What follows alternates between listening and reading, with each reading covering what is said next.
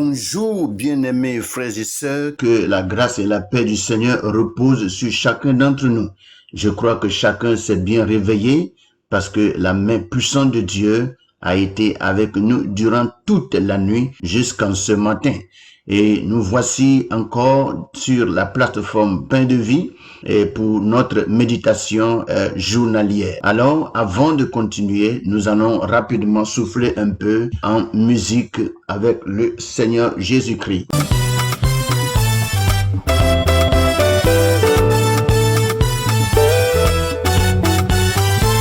Aïe aïe aïe, Jésus est bon, Il est bon. oh Jésus est bon, Il est bon. oh mon Rédempteur est bon, Il est bon. Jésus est bon, Il est bon. aïe aïe aïe il est, Aïe aïe aïe il est. oh aïe aïe aïe il est bon, Aïe aïe aïe il est. aïe aïe aïe il est, Aïe aïe aïe il est. oh aïe aïe aïe il est bon, Aïe aïe aïe il est bon. aïe aïe aïe Jésus est bon, Il est bon. oh Jésus est bon, Il est bon. oh Emmanuel est bon, Il est bon. oh Jésus est bon, Il est bon. aïe aïe aïe il est bon, Aïe aïe aïe il est. oh aïe aïe aïe il est bon, Aïe aïe aïe il est. aïe aïe aïe il est, Aïe aïe aïe il est. oh aïe aïe aïe il est.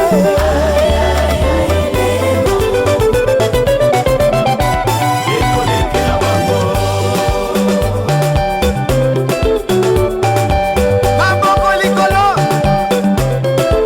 betela ye mololo mololo mololo mololo mololo. Yesu asamala, Yesu asabolingo. Ah Yesu asalinga bien. Tu m'as fait du bien Seigneur. Tu m'as fait du bien Jésus. Moi j'ai levé les yeux vers la montagne d'où me viendra le secours. Naina tomboli biso na mabako sika mabiko kumutama. Le secours me vient de l'Éternel qui a fait les cieux et la terre. Aïe aïe aïe aïe. El Shaddai, aïe aïe aïe. Tu m'as fait du bien. Gloire à Jésus, je bénis le Saint-Nom de notre Dieu, notre libérateur, le Père éternel, le Tout-Puissant, celui qui règne éternellement et à perpétuité. Que son nom soit célébré et glorifié après qu'il nous ait donné la vie, la force, l'énergie nécessaire toute la nuit et ce matin nous permettant d'être au devant de sa sainte face. Nous allons profiter en réalité de cette occasion pour encore l'écouter. Que la gloire, l'honneur, l'élévation lui reviennent. Soyez bénis. Frères et sœurs, nous rendons gloire à notre Dieu parce que il nous a permis encore de nous retrouver sur la plateforme Pain de Vie pour notre méditation journalière. Que son nom soit béni. Je vais inviter rapidement chacun d'entre nous à prendre la Bible dans le livre d'Ésaïe chapitre 1 et nous allons lire du verset 7 au verset 9. Et notre lecture d'aujourd'hui se porte sur la version Louis II.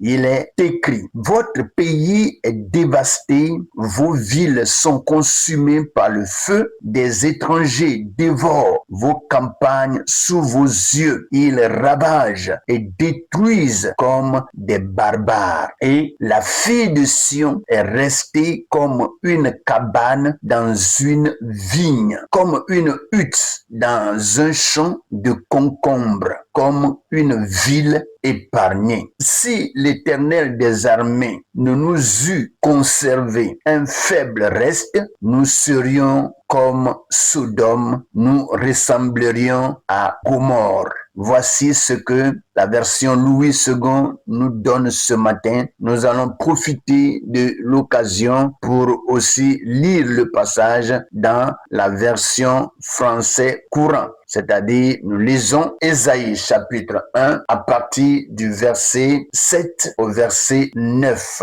Votre pays est comme un désert sinistre.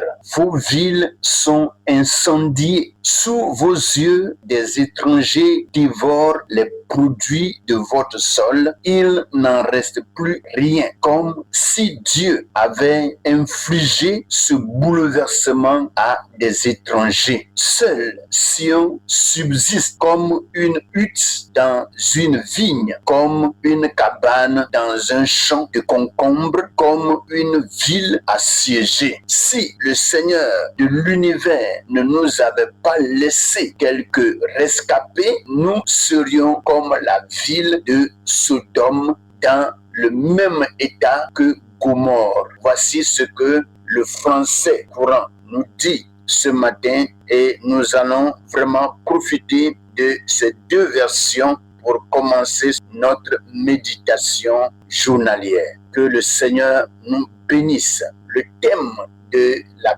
méditation de ce matin s'intitule « Un appel au réveil spirituel au milieu de la ruine ». Et ce thème sera élaboré sur 3 points. Et le premier point, la conséquence de l'infidélité, une terre dévastée. Deuxième point, la grâce de Dieu au milieu du chaos, un reste préservé. Troisième point, un appel au réveil et à la repentance. Que le Seigneur nous bénisse. Après le développement de ces 3 points, nous aurons une petite prière qui va certainement nous aider comme d'habitude. Alors, sans trop tarder, nous commençons notre développement sur le point 1. La conséquence de l'infidélité, une terre dévastée. Quand le peuple s'éloigne de Dieu, les conséquences se font sentir sur tous les aspects de la vie. L'aspect spirituel, l'aspect matériel et les aspects familiaux et sociaux. Nous pouvons voir clairement qu'ici, Judas récoltait les fruits de son éloignement. Et c'est pour cela, en réalité, comme je l'ai toujours dit, il est dangereux de s'éloigner de Dieu. Il peut arriver qu'on ait une rupture quelque part, mais abandonner les mains de l'Éternel, c'est vraiment un danger. Et c'est ce que le Seigneur est en train de nous révéler encore dans ce passage. N'êtes-vous pas ceux qui avaient abandonné l'Éternel, qui avaient oublié ma montagne sainte? Voici ce que Ésaïe nous dit dans son chapitre 65 au verset 11. Ceci pour dire que Dieu nous montre que l'infidélité entraîne la stérilité et la ruine. Donc, c'est des choses qui ne sont vraiment pas bien pour nous à vivre, mais que le Seigneur nous en épargne. Soyez bénis. Point 2. La grâce de Dieu au milieu du chaos. Un reste préservé. Malgré le jugement et la dévastation, Dieu garde toujours un reste. Ce reste est une semence d'espérance, un signe que la miséricorde de Dieu triomphe du désespoir. Je répète, ce reste est une semence d'espérance, un signe que la miséricorde de Dieu triomphe du désespoir. La parole de Dieu nous dit ceci, car ainsi parle le Seigneur l'Éternel. Comme quand on trouve encore du jus dans une grappe et qu'on dit ne la détruis pas, car il y a là une bénédiction. Ainsi ferai-je à cause de mes serviteurs afin de ne pas tout détruire. Alléluia. Dieu peut prévoir détruire la terre, mais quelque part, il va trouver un petit reste qu'il va sauver, et ce petit reste, comme nous sommes en train de le lire, est une semence, un petit reste par lequel Dieu va encore se multiplier pour que l'humanité soit toujours là en train de l'adorer et de le célébrer. Regardez un peu ce qui s'est passé au temps de Noé. Il est dit que la terre est remplie d'eau un peu partout. L'eau sortait de la terre et l'eau descendait du ciel. Si bien que l'inondation était indescriptible, qu'aucun être ne pouvait sauver sa vie. Mais regardez, dans tout cela, Dieu a vu Noé et sa famille et il les a préservés en leur disant de construire une arche. et l'arche par laquelle il a sauvé 8 personnes. Et c'est de ces 8 personnes que Dieu a reconstitué encore l'humanité de laquelle nous vivons aujourd'hui. Alléluia. Donc, comme la parole de Dieu est en train de le dire, il faut dire en réalité que Dieu, dans sa fidélité,